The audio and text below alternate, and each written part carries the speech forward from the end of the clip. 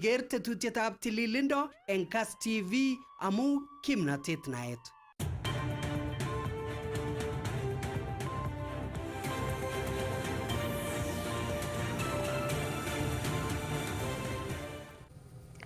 Welcome back to Tililindo program. My name is Chemtai Kirui. I'm sitting in for Chesang Karo, and with me in studio is none other than Nancy Andwati, who is from Arise Against Cancer, here tonight to talk to us about science of hope.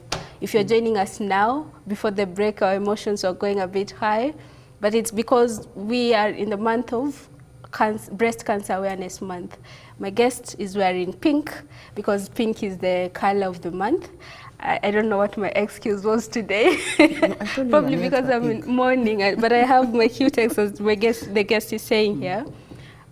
Breast Cancer Awareness Month in October is about raising awareness about issues of breast cancer, okay? And also promoting screening, and also supporting survivors of breast cancer, remembering the lives that we've lost because of the battle of breast cancer, and mobilizing actions and funding. So whichever the part you feel you can do when you're watching there at home, this is the time and the moment for you to play your part to ensure that the issue of cancer is not hidden anymore. Before the break, Nancy raised an issue of where counties are lacking cancer center. Even the smallest screening that you can get from your nearest healthcare services is missing in big counties, and that's a question that we need to be raising every time you're sitting down with your leader.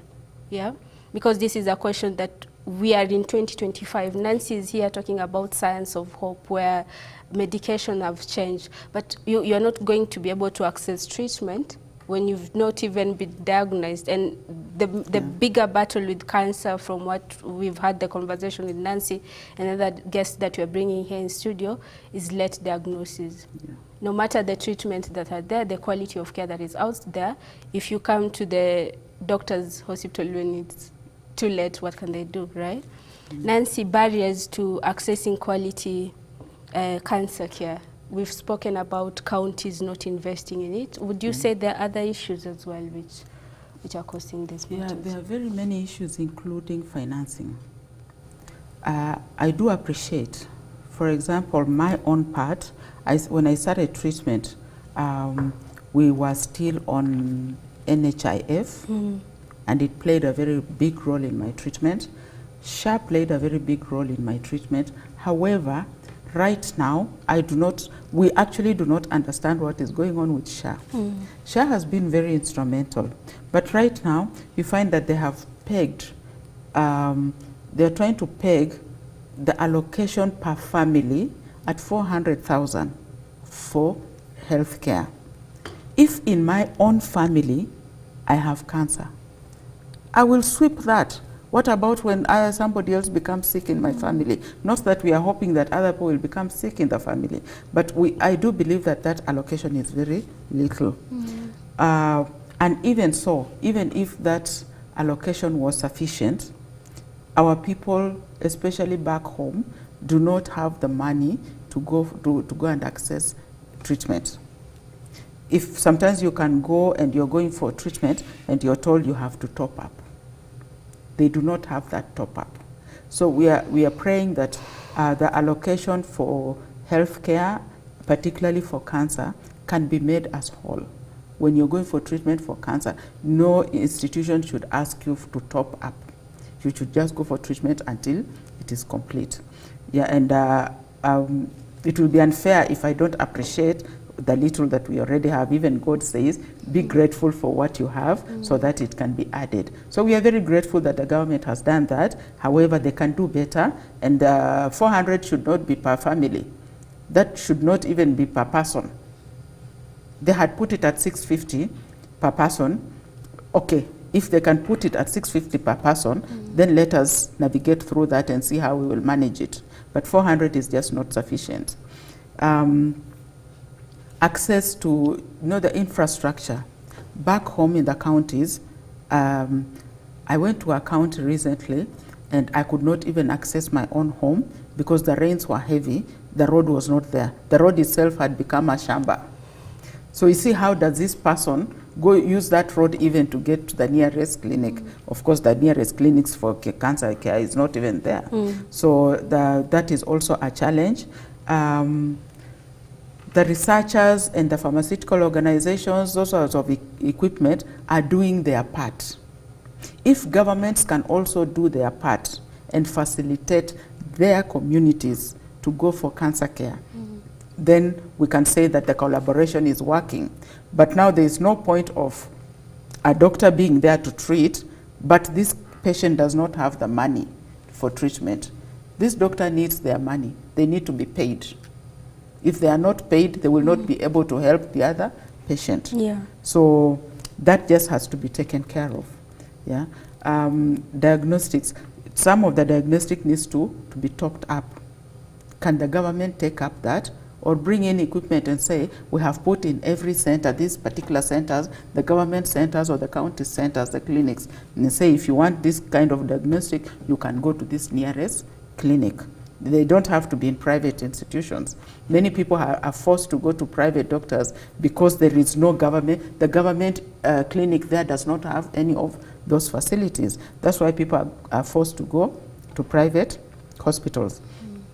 Some people are forced to go out of this country, raise funds, go out for treatment, because like I told you, you'll find one county is taking care of so many counties, they are overwhelmed.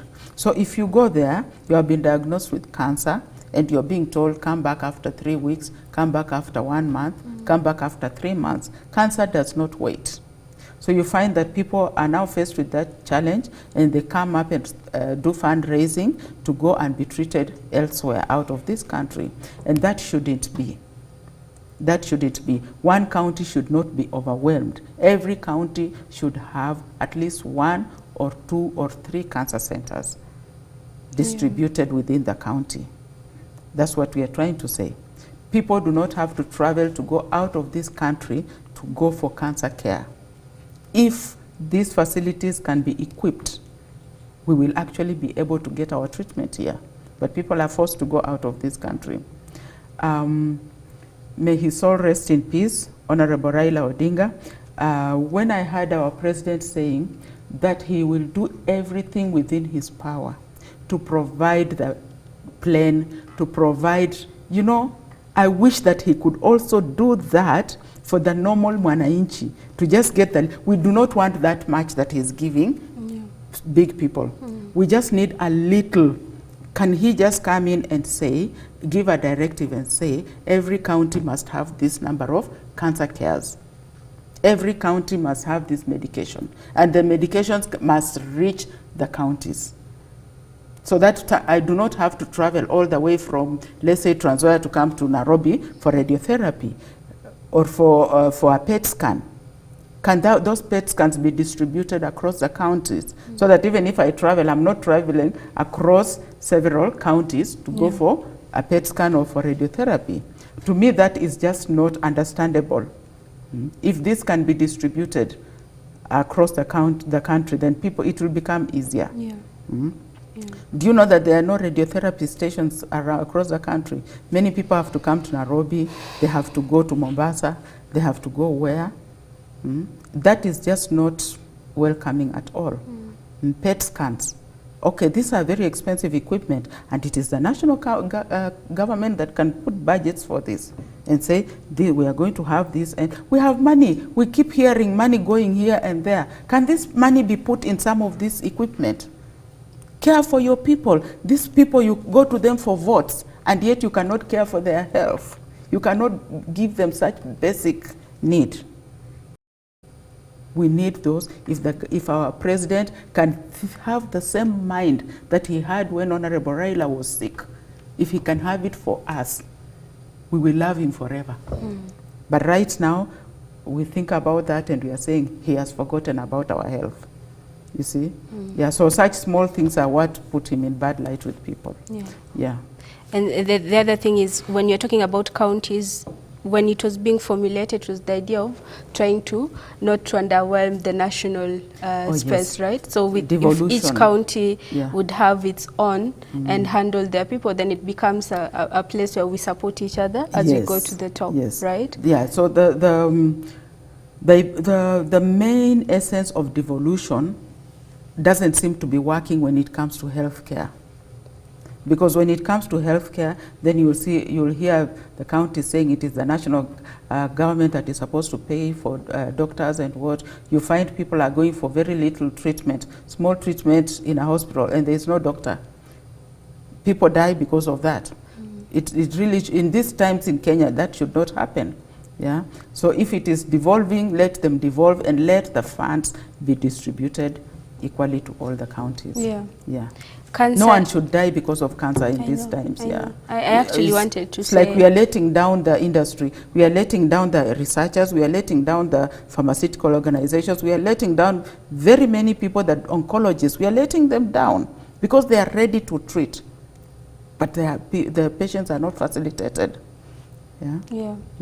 And this diagnosis, when someone gets a diagnosis for any disease, and especially cancer, it becomes a weight for that person. And so for them to be running around in seek of where can we go, what transport do I need, where will I stay when I'm looking for this treatment, is an added burden for someone who would just be at home, wake up in the morning, go seek treatment like any other, and go home. Those are the things that drive you to the grave. Yeah. Because here you are diagnosed. You do not even have money. There is no clinic around where you live. You have to go very far. You have no money to take you there. Those are the things that will kill you. You start dying even before you think about the disease. You're already thinking of death. What will I do? What will I do? And remember, the moment you get stressed, healing from cancer is slower. Cancer does not want stress at all. Yeah. And anyway, any other disease also does not require stress. Yeah. Stress is one of those one of those things that have been told are causes of cancer, by the way. So even in the workplace, we have cancer awareness in the workplace. The workplace is where people are getting very stressed, and we are emphasizing and saying, please, if you are qualified as a manager, do not stress your people. And employees also, do not stress your employers. Do not drive people into falling sick. Yeah. Yeah. Yeah. And actually, when you're talking about that, I'm just thinking, because you've talked about treatment and the improvement that has happened when it comes to treating the cancer. Yeah? But what about, I'm just wondering if there's support, involvement when it comes to emotional and mental health, when it comes to the patients with cancer. Are we seeing a shift there as well? Mental health for a cancer patient is real. It starts from the time you're diagnosed. Mentally already you're confused. Yeah, yeah. So that is why we are saying every doctor, every oncologist should have a small office with a counselor, so that by the time you're diagnosing this person, you take them to the counselor. Counselors know how to counsel this person. They know which language to use. Doctors are scientists. Their language is just science. I don't know, I think because they have treated very many people, to them it is just normal. Like my doctor, one of the reasons I went to India, there's a doctor who just was blunt. Yeah, your hair will fall off, you'll become dark, your tongue will become dark, we will cut off your breast, we will do this. I even stopped and asked him, Daktari, isn't there any other easier way of you putting these words? You see? And I pretended to be strong, but those things hit me so hard. So if it is anybody else who will not be able to handle it, can you imagine what will happen mentally? Yeah. So for me, apart from me, the patient, that person who has come with me, I was there with my whole family, because the moment, in the past, the moment you are diagnosed with cancer, it spelled out death in the family. So now imagine, I was there with my husband and my children. Can you imagine how they were feeling when all those things were being said? They are just saying, hey, we are going to lose our mother. My husband, we are going to lose my wife. It is a whole thing. It's terrifying, and mentally it affects the whole family. So we are saying, if a directive can be put that every oncology office must have somebody there to counsel this patient before they leave your clinic, so that as they are leaving, they have some hope. But you just don't drop those big words on them, and then they have to walk. Somebody can die somewhere on the way. Yeah. So mental issues are real. You know, I'm laughing, but it's not funny because I can imagine you're just going there, getting this information, and you're being bombarded with all that. Oh, yes. Imagine, I remember the last time I was here when I told you, when now I started receiving guests, visitors coming to just to tell me they are with me, they stand with me and all that. And what was going on in my mind, hey, so now it's like already planning my funeral, you know, because people are now coming to see you. You're seeing yourself as, because they are worried. So you start feeling, hey, if they are worried that maybe it is that serious, because out here people know that when you have cancer you will die. So I started seeing myself like my funeral was being planned. But you see, I think, I don't know if it's about being in denial or what. I was able to, those things come in my mind and they go. They come and go. So for me, I didn't embed them. But imagine if somebody who is vulnerable, if they keep them within them. That is how somebody dies. Yeah. See, so me, I used to tell them stories. They come in and they're wondering, are you really sick? Do you really have cancer? If only they saw, because I was showing the things that were swollen on me, big things like this, yeah? And they are seeing me, they are laughing, I'm going to make for them tea. They no, let me make for it. No, I will do it myself. And they're wondering, hey, this one, you see? So many people will not be able to fix in such humor when they're actually scared of death. Yeah. It's the strength from within. It is that strength from within. Yeah, it takes that for you to be able to withstand such. Yeah. And not very many people have that. It is a gift from God, I think. And anybody who has just been diagnosed, I urge them to be strong for themselves. Be strong for your family. Be strong for your children. Because the moment you draw that worry on your face, you're walking around with cancer written on your face. You're also not helping yourself. You're also not helping yourself. So, yeah. I think, Nancy, I keep telling you this, it's a privilege to have you here in studio, because it's one thing for Chemtai to say, hey, there's this treatment coming up and this and that, but when you have a survivor coming in and speaking and creating awareness about what they've been through, what they've seen, and what people can do to improve it, someone who is watching at home feels like you're getting it, you know? And I'm just wondering, what are some of the roles that survivors like you are doing in terms of pushing for these changes, whether it's raising awareness about counties? I'm still going back to that because I can't believe it. When it comes to counties that doesn't have cancer center, when it comes to individual still getting the old message about chemotherapy being something that is not going to help them, and taboos of hiding people who are sick at home in 2025. What are some of the roles you're seeing out here, Nancy? One of them, for example, because I've been done that, I've been through diagnosis, I've been through chemotherapy, I've been through all those effects, I've been through surgery, I've been through radiotherapy, so I'm able to speak about it because I know, I have experienced it. So when I'm seated with somebody who has just been diagnosed and I'm talking to them, for example, what I tell them is, look, I've been there, done that. I was at stage 3, I quickly went to stage 4. Do not wait, go for treatment. Do not fear chemotherapy. It is only us who can speak it because we have been there. Somebody else might ask you, but you see, you have never been through it, so how can you say this? But because I've been through there, I tell them, look, I did chemotherapy, this number of sessions, 16 sessions actually, and I navigated through them. So you too can do. And I go ahead and tell them, in case of nausea, please ask your doctor to give you nausea medication. Tell your doctor to give you this kind of drugs early enough so you don't wait for it to come, because you shouldn't throw out any food that you eat. Do not, because you lose appetite, because the cells are all gone and all that. Do not let that keep you away from eating. You must speak to your food, eat. If you don't eat and you're on chemotherapy, you will die. Me, I tell them outrightly, if you're on chemotherapy and you don't eat, you will die. You need your nutrients to rebuild the white cells as fast as they are going. They have to be rebuilt as fast. That rebuilding is about eating nutrition. Get somebody to tell you what to eat. And it is For example, if you are upcountry, it is even easier because you have a lot of green vegetables at home, you have a lot of fruits at home. Eat all those things. That is all you need for your body. Do not go into expensive things unless your doctor sees that maybe you have deteriorated a lot. Then you need to buy maybe some powders, some, you know, to top up. But if you do not need those, then you just eat the normal food. Cooler, eat. That is the only way to. Yeah, that's the only way to fight chemotherapy effects. Yeah, and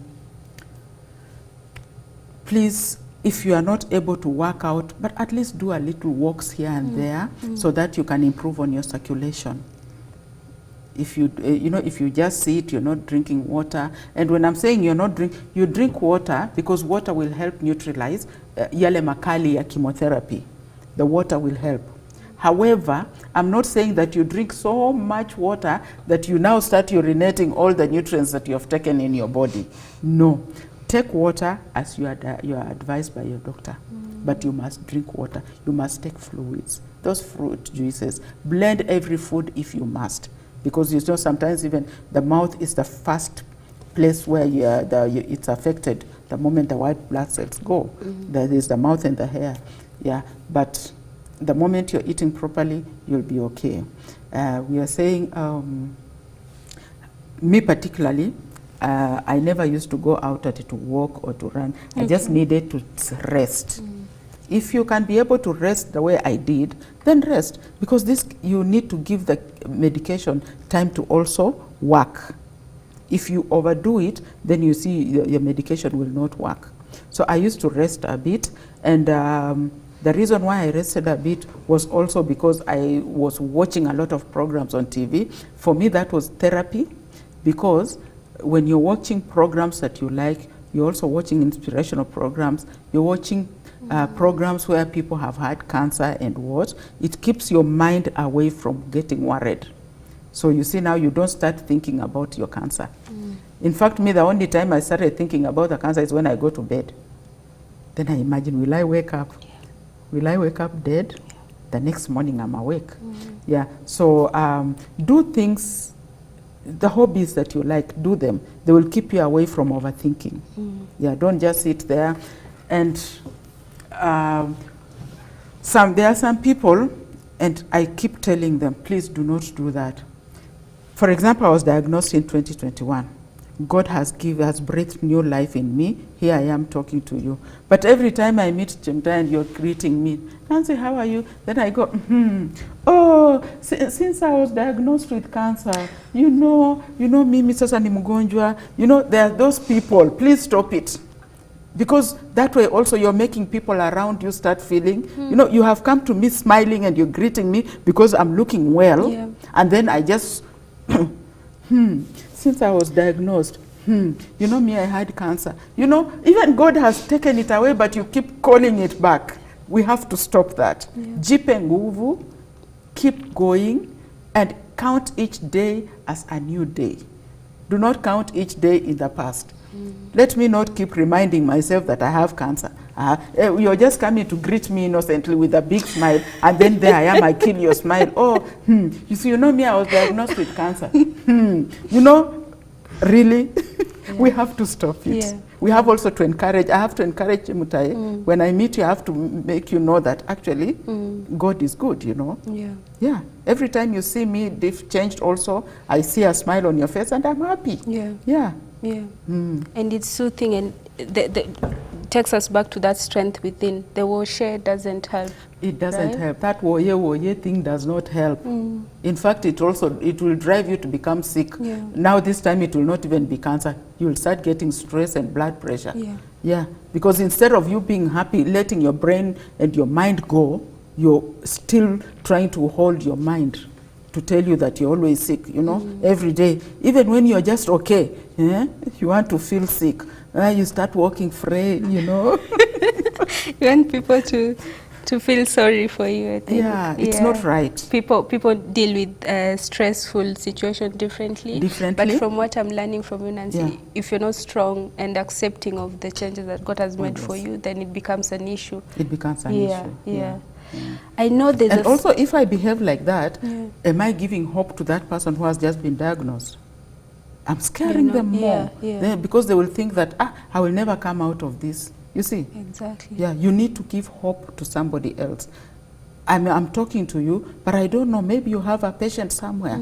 I need to give you hope so that you can tell this person, I met this person, she also was diagnosed some time ago, but she's well, which means you'll also be well. That is the hope that you're supposed to be as giving out. Yes.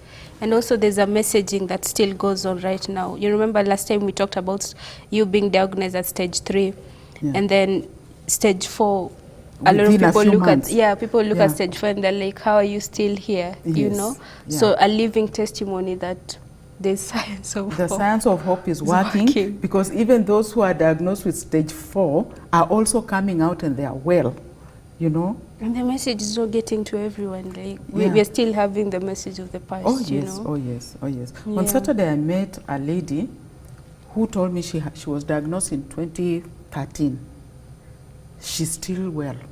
So I even told her, you know, I look at you and I know that, I will still live. Amen to we are in this land of the living. Yes. And to give testimony. Oh yes. And we must also speak about the industry. We should be grateful to them. We should not just say the big pharma. It is the big pharma that God has used to keep me alive today. So I must say it. I'm not scared to say it. Yes, we know that herbs will work, but when you're diagnosed with cancer, the moment you are diagnosed, even if you think you've been bewitched, please go for your treatment. Ukishamaliza treatment, go and deal with those witches. But go for your treatment first. Even if you believe it is demonic, go for that treatment, deal with those demons later on. But do not stop to go for treatment at you want first to start going for, you know, witchcraft and, you know, go first for treatment. Do what your doctor has told you to do. Go and deal with the witches later on. Yeah. You deal with it medically? Deal with it medically and first. Then go and now fight those. Yeah. Because as you're thinking about the witches, your cancer is growing. Before you know it, you're at stage 4. And you're still thinking of those witches. Go for that treatment first, then come back and fight the witch. Yeah. Nancy, you're the only one who can say that, and we can all listen. I know time is running out. There's always a lot we can talk about, and I'm looking forward to our next conversation, Nancy. But before we finish, I know there's a summit coming up before the end of the month. It's like closing the month of October. And now we're going back to the Science of Hope Summit. Could you tell us a little bit about what it is and what will be happening? Yeah. So October is Breast Cancer Awareness Month globally. So many activities happen from 1st of October to 31st of October. This is a period where we are thinking about breast cancer, creating awareness within this month, because as it is today, I do not ever want to see somebody going through what I went through. So it is, I believe it is now my responsibility. God has given me an opportunity to live so that I can speak hope to that other person. So the science of hope. For me, I thought we can do it differently because we have different people doing different activities within the month. Why can't we now use this opportunity also to come back and say thank you to the industry? God has used the researcher, God has used the pharmaceutical industry, God has used the doctors, God has used all the medical staff, God has used the equipment to keep us living, to give us this opportunity to live. Can we come back and say thank you to all these people?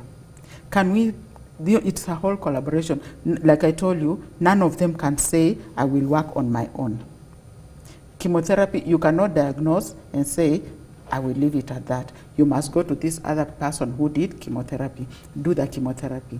This chemotherapy, there are different things that go in. We have the needles, we have the blood tests, we have everything that goes through it. It's a whole collaboration. Then you will have to go for surgery. It is another. You will have to go for radiotherapy. There is also the PET scans and all that. So the moment you do that, it's a whole collaboration, and we are saying Thank you very much to all these people. Thank you even to government, because you've provided the doctors and all that. Yeah. We are saying thank you to everybody. And I will never leave out the church, because the church prays for you day and night, day and night. Whether they know Nancy is somewhere or not, they are praying for cancer patients. I am within that. Yeah. And God hears their prayers and answers those prayers. Yeah. So we cannot leave them out. Yeah. Yeah. Amen to that. And we are looking for the message at the summit. We are hoping afterwards you'll still come back and tell us what you observed there. Yes. And we continue this conversation. It's Yes. not a conversation for a month of October. It's a conversation for every day. Every day. Yeah. Yeah. And you're always motivating me to keep on talking about this discussion. Sometimes when you're having a program every week, there are other issues that are coming up, but I really appreciate when you make time to come and talk, because there's message, Nancy, that you're the only one who can speak to someone at home, and I'm really hoping that person who's watching this now, whether you're affected directly or indirectly, the message is home, that there's science of hope and it's helping. Yes.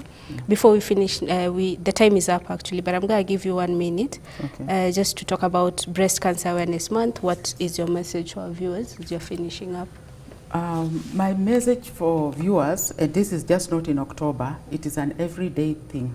Please go to your nearest place and do screening. Be screened. If it is breast, you can even do it in your home. Just feel your breast and see if there is anything unusual about. If you see any unusual swelling on your body, especially near your underarms and what, please go and get screened, so that if it is cancer, it will be found when it is still so small, and the treatment will be very easy.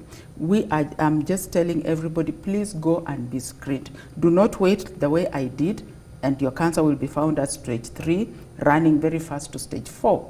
Right now we have medication. It has really improved, and when you're diagnosed, actually you don't have to worry anymore. You don't have to die anymore. And I'm telling people in our communities, our friends, our relatives, our families, that you're diagnosed with cancer does not mean that you will die. That your member of the family has been diagnosed with cancer does not mean that they will die. So do not go out stressing. We are praying that the government can really improve on this SHA financing, so that everybody is able to access treatment. Yeah, that way then we will not have a country that has 80% cancer patients. We want to avoid that. Yeah. Thank you so much, Nancy, for making time. And I'm hoping we'll have this conversation very soon, and I'm looking forward to the summit and the message that will be there. Karibu sana. Yeah. Well, there's nothing more to add. You've heard from Nancy Andwati, who is from Arise Against Cancer, here tonight to talk to us about Science of Hope. And as you've heard, from 29th to 30th, there will be a summit called Science of Hope Summit. Where will it be taking place? It will be at the Tt2 Tamarind Carnival. Oh, Langata Road. Langata Road, yes. We're asking doctors to come to join us there. People who can come and speak about the improvement in treatment and what are we expecting further. So that people can know when you are diagnosed, you'll get very good treatment. Thank you so much. So that's it from us here at KASS Media Group Tililindo program. That's the reason why we come here to you every Monday, so that we can learn a thing or two about our health. That's all for tonight. Until next time, have yourselves a blessed night and continue watching the rest of our programs. Thank you. Thank you.